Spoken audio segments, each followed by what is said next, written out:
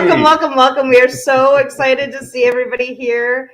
It has been a really busy last couple of days around our house, and we have some huge news. The book that we've been patiently and not so patiently waiting to come out is being published. Sorry. It's being published today. I'm trying not to cry. It's five years worth of really hard work. Yes. So it's being published today. It should be out on Amazon. Hopefully tomorrow. I think Barnes and Noble hopefully tomorrow, but it's just been crazy back and forth the last 2 days. And I mean, up until yesterday, they had the wrong author name on there. Oh man. Literally, they fixed it though, so they're amazing. Close. They're amazing. So forgive me, I'm a little verklempt. It's been a lot. It's been a lot of hard work. So just thank you so much. Thank you. We're just so excited and just honored. So really happy. And we've got Destroyer here. I'm so happy to see you, Burr. He came sliding in sideways on fire, and yep. So we're happy that you're here. Yes. Who else do we have, honey? We got Turlo's Garage here. Thank you so much. I'm so happy, and thank you for subscribing to the channel. I appreciate that. Hey, nice. Yes, yeah, a new subscriber today. That's awesome. You have to go back and watch some of the shorts with our puppies. They're pretty funny. There's gonna be a lot more content coming. Yeah. We'll see how things go. But, yeah. Using my book as a weapon or something. Tim Windsor is here. Yes, Mr. Tim Windsor. Happy birthday. Happy birthday, bud. I would sing, but I've been crying for like the last 3 or 4 hours. So it's probably not a good thing for me to sing. So who else do we have in here? I think that's it. That's it for right now. Yep. That's good. That's good. I know 91 Mustang and his wife come in here all the time. Yes. So I'm sure they'll be here at some point or watching later. So hello. And Mama San, I know you'll be watching later. So hello to you too. So anyways, yes. Should we do the like, subscribe button thing? I suppose we can. We can do that. Let me see if I can dig that up. Not there. There it is.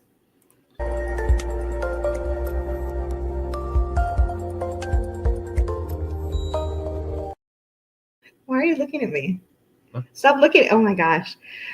Okay. He was staring at me the whole time that little thing was going. So anyways, we have an email address too that I think you saw at the beginning. It's just somewhere. It goes away when I pull up. Oh, comments. Yeah, there it is. There it is. So if you ever want to email me for any reason, yep. Like to say hi, I'll email you back. So anyways, last week we talked about active listening skills and constructive feedback, and those really focus on avoiding distractions. Focus on gosh, I can't talk. Okay. Focusing on the feelings and the message that the person is trying to convey, asking clarifying questions, and just trying to really get a feel for what your partner is trying to say to you, and putting your attention on your spouse. So sometimes that's hard to do, especially with all of our phones and with life in general. And Netflix has some really great shows out. So we've been sucked down that rabbit hole a few times. And YouTube has awesome videos out there. So, of course. There's so many things. Thank you, Tim, for putting that out there. My email address. I appreciate that. And so, I mean, we get distracted a lot, but we always have to try and put those distractions away and try to focus on each other. So yeah, it's hard though. But when you're giving constructive feedback, we talked last week about when you're giving that, make sure that you're trying to be gentle and positive with your feedback. And when you're receiving that, remember that you're on the same team. And so your spouse is trying to give you feedback out of love. So it's not always, you're pitted against each other, and it's not always like that. Not always. Sometimes. Once in a while. Every once in a while. 90 out of 100. Only when the kids were involved. Right. Sometimes, yeah. So this week we're going to talk about faith and submission versus pride. That's okay. So there's a lot of different aspects about faith that we could talk about. We could talk about your faith in one another. Mm-hmm. You could talk about God leading your marriage, or how God can work in your marriage and bless it. We certainly have experienced that quite often. Yes. Having similar belief systems, that's really important in a marriage, whether it's your faith or anything really. Yeah. Similar beliefs, similar interests. It's important to have those in a marriage because it offers less to argue about. So the topic that we want to focus on with faith is, what does it say? I like the reverse naked choke for submission. That is always my favorite too. Wrong meeting. That's my favorite too. I love that one. Rear naked choke. That's what it is. Yeah, that's always been my favorite. But we're going to talk about how, submission versus pride. So whether you believe in God, whether you're a believer or not, I'm sure you're familiar with the scripture passage from St. Paul in his letter to the Ephesians. And so if you want to go back and read it, it's Ephesians chapter 5, verses 21 through 33. And I'm only going to read part of it here. Submit yourselves to one another because of your reverence for Christ. Wives, submit yourselves to your husbands as to the Lord. Husbands, love your wives, just as Christ loved the church and gave his life for it. Men ought to love their wives just as they love their own bodies. Every husband must love his wife as himself, and every wife must respect her husband. So a lot of people stop listening when they hear the word submit, especially, I think in probably the last 30 or 40 years, a lot of wives stop listening when they hear the words, wives, you must submit to your husbands, because the word submit has a negative connotation to it. People tend to think of it in a negative term as he's supposed to tell me what to do. Like a control thing. Yes. And it's not. No. I tend to replace the word submit with honor or respect. My job as a wife is to respect this man here. That's my primary job, to respect him. And my primary job is to respect her. Yes. We are to submit to one another. So submitting really, like my idea of submitting myself to Dan is really getting rid of my selfishness, getting rid of my pride, getting rid of anything that, instead of putting my wants and my desires ahead of his, I put his above mine. And he does the same with me. When you are doing that for one another, you're always putting each other above yourself. So when you're doing that, you're having a successful relationship. Your relationship is working. When you're fighting against one another for control, nobody's going to win. Yep. No one is going to win. So I always think of that, turning the word submit into honor or respect. So the following verses, do you want to talk about that? Following verse talks about the husband's role. Husbands, love your wives just as Christ loved the church and give his life for it. Husbands, you are to love your wives and be willing to lay down your life for her. What does that mean? Give everything of yourself. Protect your wife with your life. I mean, it's pretty simple language. Yeah. I mean, it could be a very literal thing where you're laying down your life, you're taking a bullet for your wife. Or in practical terms, it means laying down your pride. Yeah. Laying down your ego, who you are, laying that down for your wife. Sometimes, I mean, It's hard. It's tough. It's hard. Especially if it's something that's a dream, Yeah. of yours. It's hard to to push that off and go, no, can't do it. We got kids, we got house, we got bills, we got too much stuff going on. And I'm not going to be able to get out there anyway because I'm always driving around, dropping kids off, just like you are. Yeah. And it's like, what time do we have, you know? Right. Well, I mean, for us, we both had the dream of having children of our own. I had this idea that when Dan was working out of town that, hey, maybe we could do foster care and we could adopt a child through that. And after talking about it, you know, that was a big dream of mine, to hold a baby in my arms, rock that baby to sleep every night. It didn't happen for us. And after talking to Dan about it, I had to lay that dream aside for the good of our marriage because we just couldn't do it at the time. We both kind of had to. Yeah. I mean, we tried really hard. And, you know, we did everything we could do. Mm-hmm. And it's just one of those things where you're submitting those things for the good of your marriage, for the good of your spouse. Yeah. You know, we submit to each other a lot. We give up our own selfishness and our pride. One example that we have is we have this friend, Jay, and his wife that we're pretty close to, and last year they wanted to go go-karting, and it was supposed to be really fun. I was looking forward to it. We had bought a helmet just to go, and we were so excited. And then the night before, I'm upstairs basically just trimming my toenails because you were going to bed, I think. Yeah, I was getting ready to go to bed, but I was trimming my toenails. Oh, were you? I didn't realize that. The reason I was doing that is because I was going to be riding a go-kart all day. I didn't want my nails digging into anything. So I'm like, okay, I'll just trim them down. So I'm trimming my nail. And I went, I don't know what happened. I was downstairs and I couldn't figure out why the recliners weren't working. We have electric recliners. Yeah. And I couldn't figure out why they weren't working. Well, idiot me, I should have just looked at the cord that was not plugged in. Instead, I called up to Dan and I said, hey, chair's not working. I'm like, what?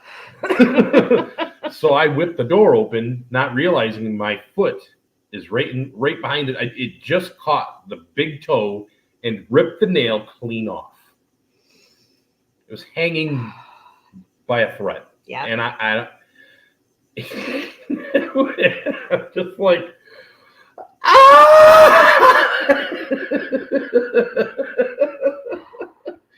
Talk about a horrific scene. I come running up the stairs. The dogs are freaking out. And I come upstairs. I had to take a step back because I'm like, oh my God. Oh my, I've never seen anything like that. And I taught CPR and first aid for a long, long time. And I've never seen anything like that before. And I'm like, oh my God. So of course I run and grab red towels because thank goodness. I'm smart like that. And I'm not going to grab white ones that, you know, are going to get blood all of them. So I grab red ones and start wrapping his foot up and oh my, and then have to clean it up and bandage up, you know, I mean, it was an ordeal. And we're supposed to go the next morning to go-kart all day long. Had to cancel out. No! As much as I wanted to go, and you know, as much as I wanted to go, I couldn't leave him in, you know, in that much pain, and because he was still in a lot of pain the next day. Oh yeah. A lot. Yeah, that was painful. So I had to submit my wants for his needs. Mm-hmm. And I mean, we still hooked up with him later, you know, and hung out, but you know, it would have been really fun to go-kart. Yeah. We just wasn't gonna happen. No. Anyone who's ever ripped a nail off knows that you're not going go-karting after that. It ain't happening. Well, he thought even about going and just watching everybody, but I think it was 80 degrees that day, and it was humid, and no, it wasn't happening. Yeah. But anyways, so we talk about you know, putting away, like submitting to one another. We're going to talk a little bit about pride because it's a great thing to be proud of yourself for accomplishments that you've had. You know, I'm very proud of the book that I've written and that's coming out. I'm very proud of Dan and everything that he does. You know, the piece that he's got coming out soon. We took a drive earlier today, and he said something earlier today that I just kind of looked at him and I'm like, that is the most brilliant thing I've ever heard in my whole life. Like, seriously. I'm just so impressed by how smart he is all the time. And so I'm very proud of my husband. I'm proud of our relationship. I'm proud of our family. You know, you can be proud and have that pride in things that you have, things that you know, parts of who you are. But having your ego so inflated that you're saying things like, I'm not going to apologize because I'm not wrong. I'm not going to forgive you because my feelings mean more to me than my spouse and my marriage vows. I want my own way because I am more important than the marriage. I'm going to prove my point in this conversation because my points are more important. I'm going to be brutally honest with my spouse because my opinion is more important than my spouse's feelings. When your pride is saying things like that, it's no good. That is the part of pride that is destructive to a relationship. That is where pride becomes a marriage killer. Yeah. And I would venture to guess that a lot of marriages end because of pride. You know, the irreconcilable differences that they put on a lot of divorce papers. I'm thinking those irreconcilable differences were the two people standing apart, not willing to lay down their pride. That's what I'm willing to bet. Yeah. Because I've been there. I mean, I've been there. I think we've all had relationships where you can see where the other person's pride or maybe your own pride has been detrimental to that relationship. Where am I at? Oh. So think about successful relationships, successful marriages that are around you. What do they have in common? I think that humility and respect for one another are what you can see in those relationships. Mm-hmm. That's what I think.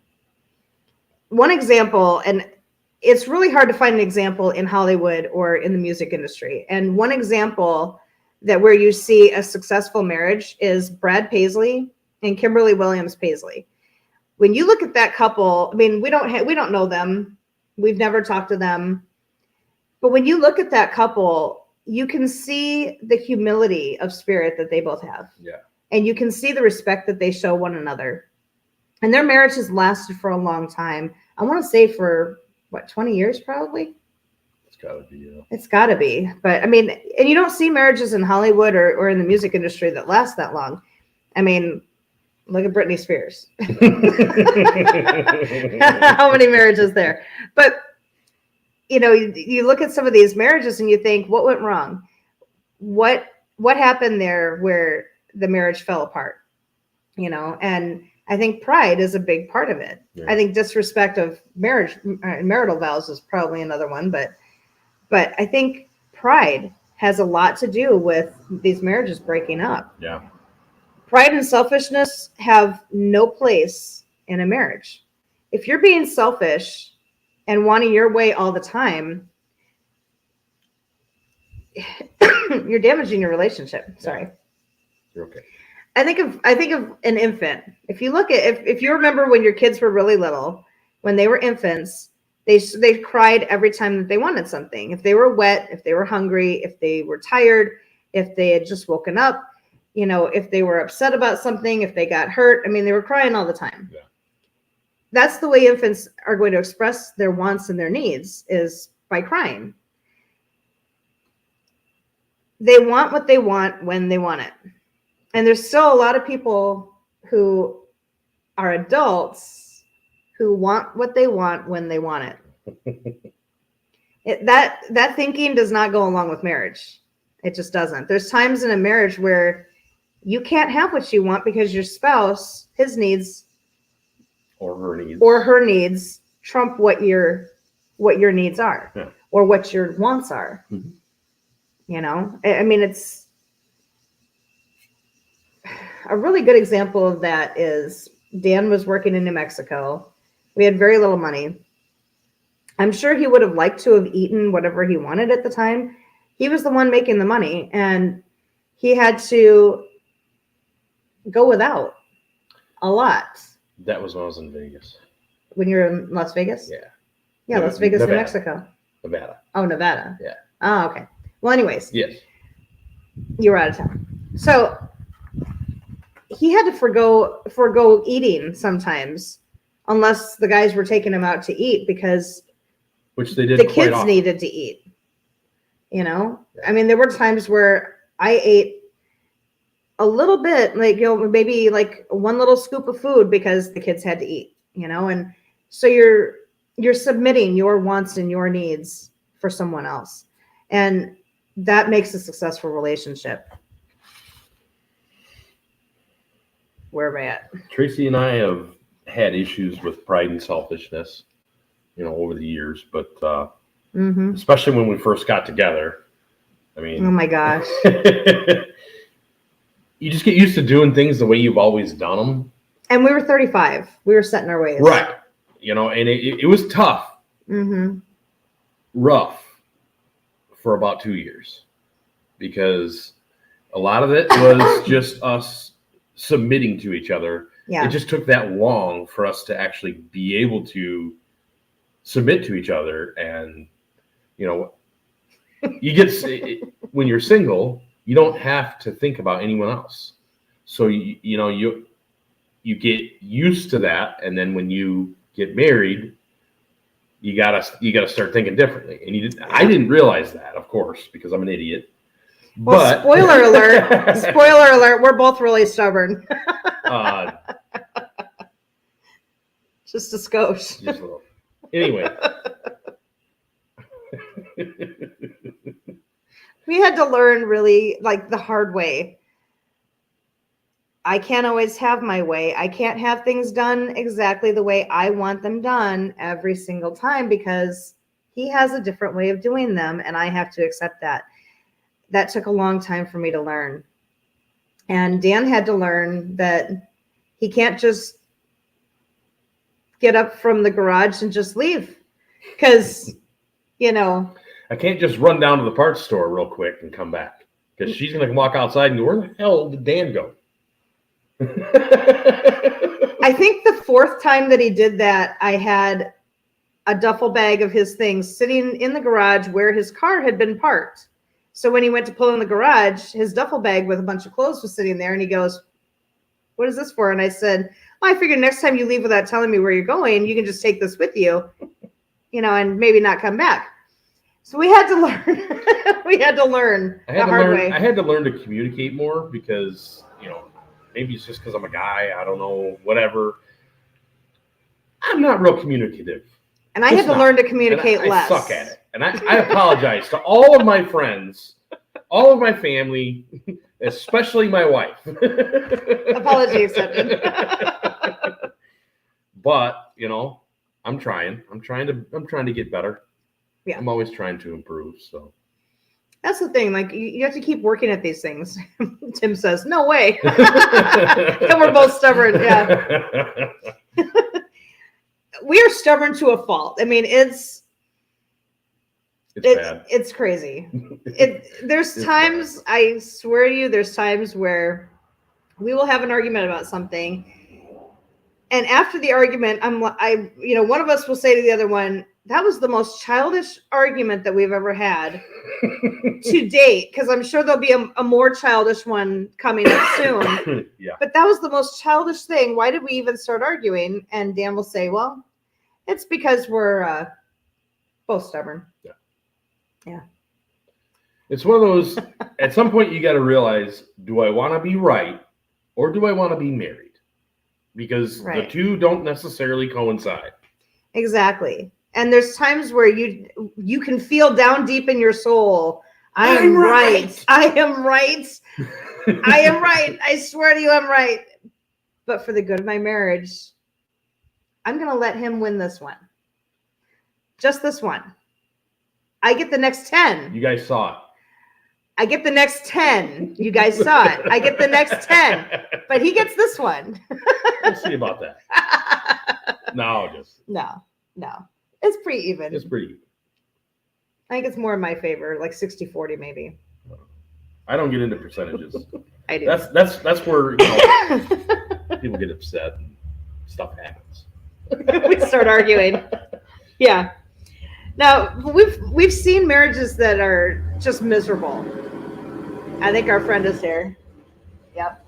You want to get up and greet him? Okay. We're gonna take a short break here while the motors are running. There it goes. Oh, sweet car. We've seen marriages that are really miserable, where the couples just seem to be tolerating each other, kind of like they're living out a prison sentence, and and that's a horrible way for life. You cannot be right. You can be right or you can be smart. Yes, exactly. You can be right or you can be smart. Thank you, Vince. Thank you so much. Honey, Vince says, congrats, guys. That's awesome. Please. Yes. Nice. Thank you so much. Thank you for joining, too. Right back. Yes, you can be right or you can be smart. You tell your kids that all the time. Yeah, we used to tell our kids that all the time, too. You can be right or you can be grounded. I mean, yes, pick your battles. That's extremely important. Especially when pride is involved, pride and selfishness. You don't want to try to be right all the time. But this idea of living your marriage out as a prison sentence, just not very fun. No, I mean, is that what you want for your life? Do you want to feel like your marriage is a prison sentence? Like you're just doing your time, and you're waiting to be set free one day? I mean, it's not a very... Doesn't sound good. We've said it before. You only get one go around in this life. Why not make it the best you can make it? Yeah. You only get one go around. I mean, I don't know. I like smiling. It's a good thing. Yeah. But think about couples anyone who really knows us knows we love to laugh. Just a little bit. Yeah. Think about the couples around you, though. I mean, what do you see? Do you see where... Do you see where they're being prideful and not giving into each other? Do you see them being resentful or angry? We certainly have seen couples like that around us, and where what did you say? They've fallen into a routine. Yeah. Routine, but a rut. Yep. Yeah. So we've seen that where people have kind of fallen into a rut and they can't seem to get themselves out of it. And it doesn't seem very important to get out of it. And these marriages are miserable. I mean, you can see it, that it's the same thing every day, get up and go to work and come home and watch TV and make dinner. And we all go through that. Oh yeah. We all go through We've all gone through it, and it sucks. It sucks. I mean, when you don't have joy in your marriage, it sucks. It really does. And honestly, here I go again.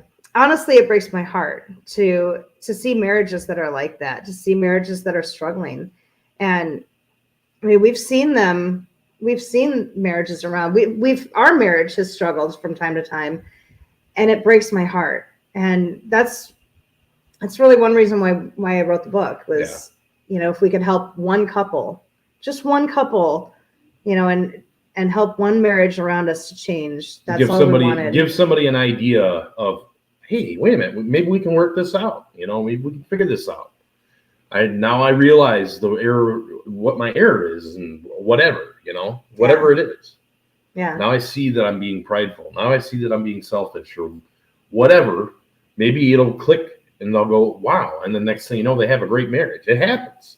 We've seen it happen. Yeah. I mean, honestly, with us, it was, we had an argument when we first, I don't think we were even married yet. We were living together. We had a huge argument, and Dan went to Destroyer's house. I went to my mom and dad's house. And I said, well, this relationship's done. He can go back to Illinois. He can do whatever he wants. I'm done. And so, let's go back just a sec here. I had just moved out there from Illinois. Literally did from January until February 12th. I rebuilt a house, drywall, pipes, electrical, everything. Got it all done. Moved out to Arizona. Sold most of your Sold stuff. probably 90% of what I had because I'm like, it's not going to fit my car, and I'm not going to drive a truck down there. It ain't going to happen. So everything he brought, everything that he owned was in the neon. Packed in a neon. So we have this huge argument. He packs his stuff and walks out the door. I drove over to my parents' house, and he goes to Destroyer's house, and without knowing it, Destroyer and my dad told us the same thing. You're being ridiculous. Destroyer said to Dan, you just got done rebuilding a house and selling all of your stuff just to come out here and marry this girl, and you're going to give all that up just and walk away because of a stupid argument. My dad said to me, this man just did all of this for you. You're just going to walk away from it because you have this argument?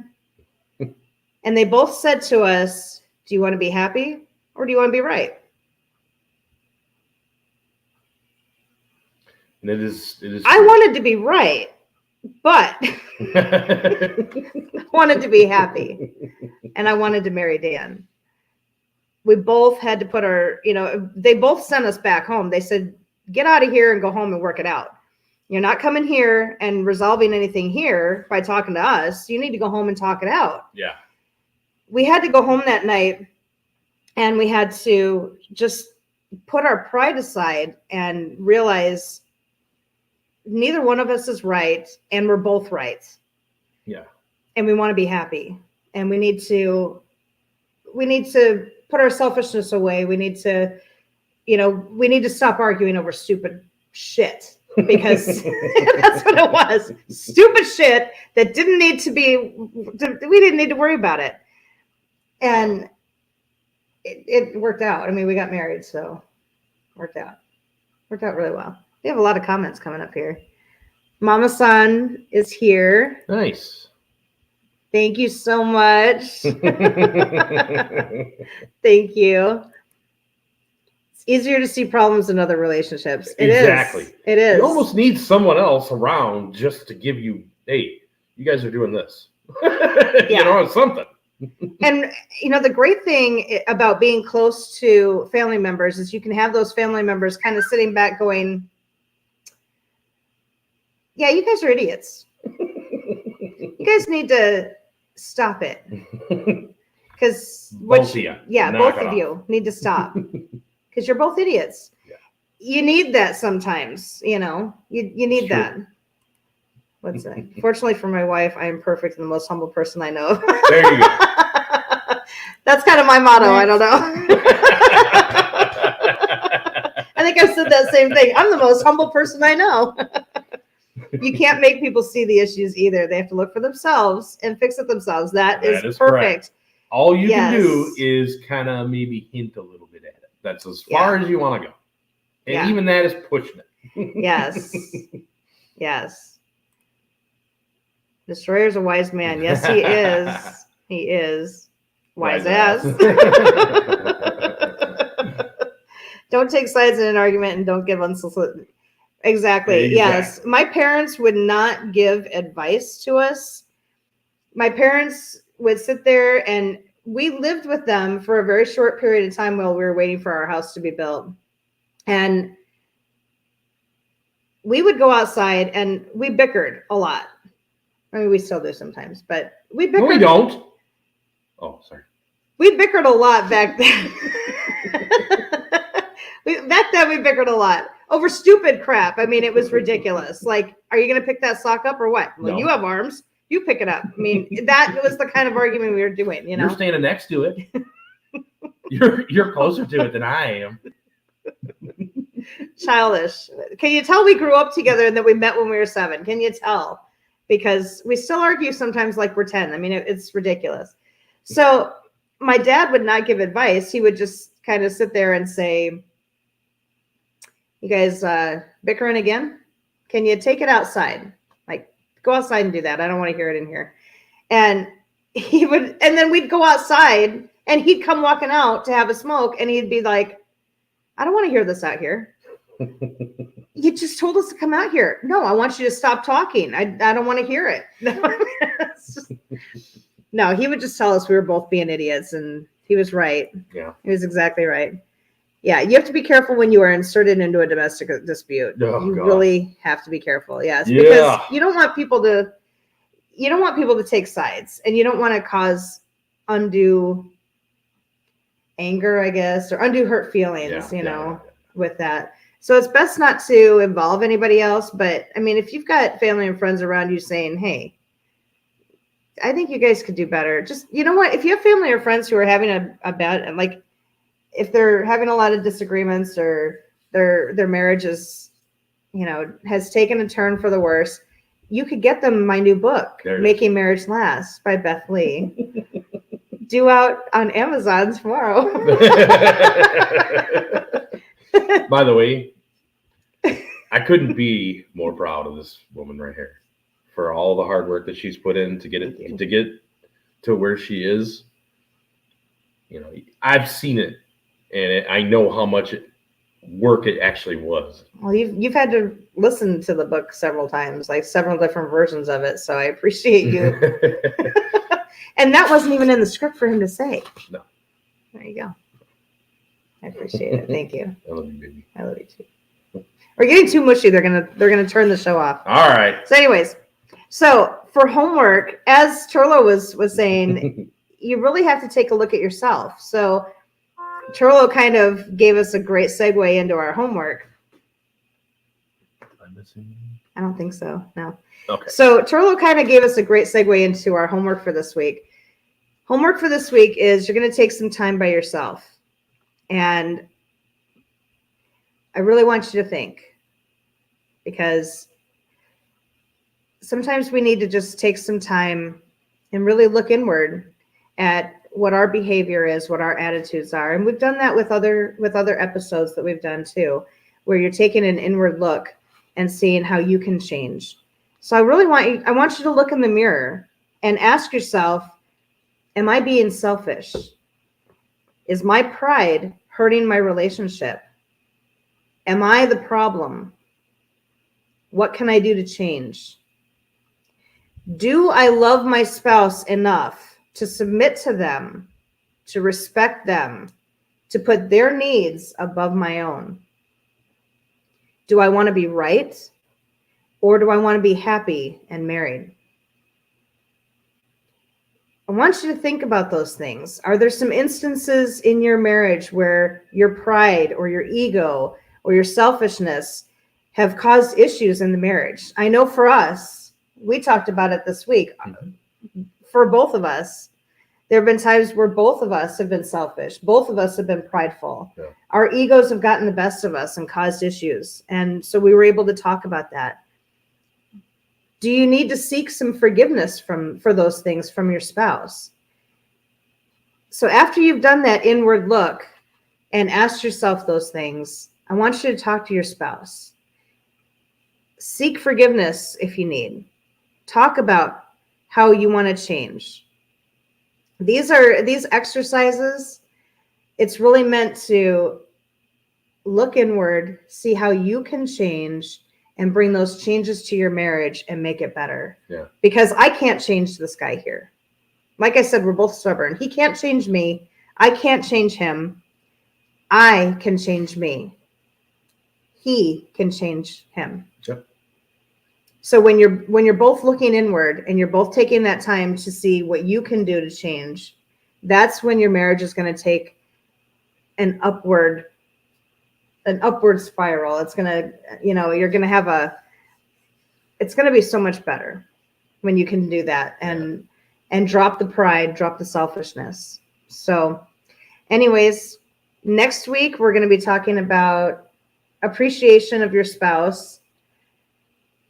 And honey, you say it better than I do. Kids. Kids.